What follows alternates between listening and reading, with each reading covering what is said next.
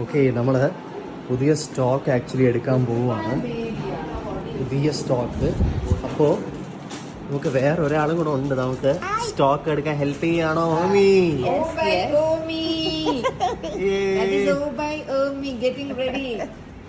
എടാ, നീയാണ് അടുത്ത മുതലാളി ഇവിടത്തെ. കൊച്ചു മുതലാളിയാണോ? ഞാനൊരു കൊച്ചു മുതലാളിയാണ്. ആണോ? എന്റെ സമ്പത്ത് മുഴുവൻ 3 ആന്റിമാര് കൊണ്ടുപോയി. നമുക്ക് സ്റ്റോക്ക് എടുക്കാം.